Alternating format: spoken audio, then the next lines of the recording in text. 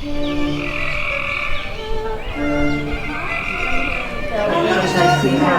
taking over. Yeah. Skater she wants. So we really want you to eat all of this. Are we being? Yeah, we are. So basically, what we're studying here is the progress in the management of light, because it is an intellectual adventure in many ways. It has to do with engineering, the invention. Again, understanding better as time passed how to manage and control light. And a candle like this, which is just a dipped candle, actually burns very brightly because it is beeswax and it's burning beautifully. That lamp dates to about 1810. A gentleman named Ami Argan came up with a lamp design, and it was the first improvement from the time of the Romans. It was absolutely revolutionary.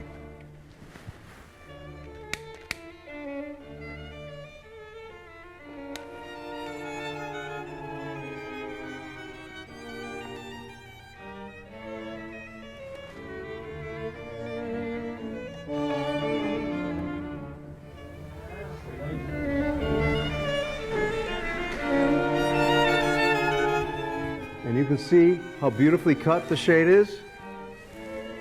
This lamp type was used between about 1835 and 1860. A column of flame, and you do not get that with an argand lamp.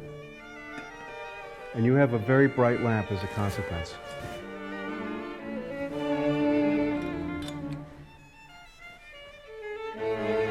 Turn this, I can turn it up and I can turn it down.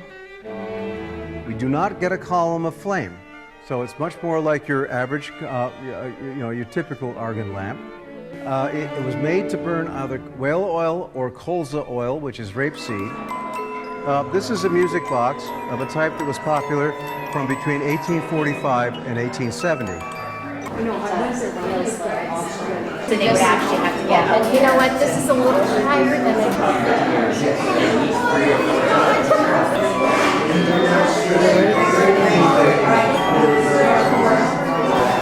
All old houses are so absolutely. So here we have two vapor light chandeliers purchased by George Clark in 1833 from Baldwin Gardner, who was the biggest retailer in New York City, and sold to southern plantations and estates throughout the Northeast as well. And you see the flames over here on this one. That's about as tall as they should be when it's warmed up. Because the other advantage of this particular fixture is that it was brighter than an argand fixture. So you have now seen vapor light, and you are amongst the very few people on Earth who have seen it. These are very elegant, and nobody else has vapor light chandeliers in their original setting, and that's one of the things that makes Hyde Hall distinctive and what helps us to present the light in an authentic way and makes this room a very festive place and a great place to enjoy dinner. And everyone's talking and focusing on one another, and it's really a wonderful atmosphere all around. Oh, we have an announcement. Okay, this is the last cocktail.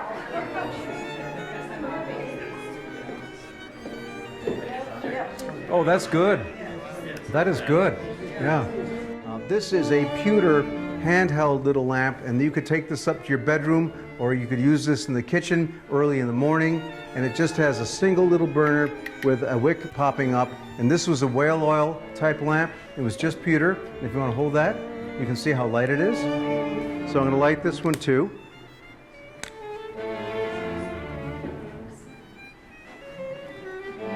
Look at your face. Look at that. Isn't that beautiful? Look at that. I love it. I love it. I mean, honestly, the ladies all look beautiful in this kind of light. So I set this in here, I pull the click down, and I do that. Look at that. All right? And now I'm going to put the shade on it.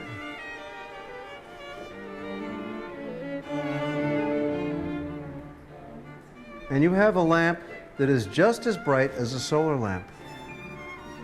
Now look what happens when I put the shade on this.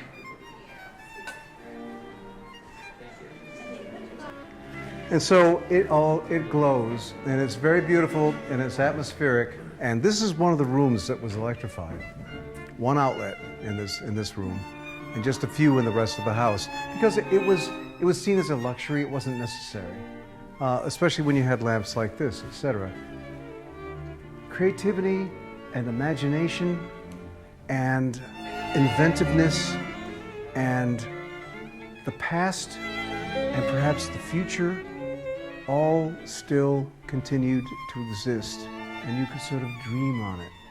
So that sort of the black and white chiaroscuro effect of life was something that a lot of people cherished. They were very used to it. They grew up with it, and it was about to be radically changed by electricity.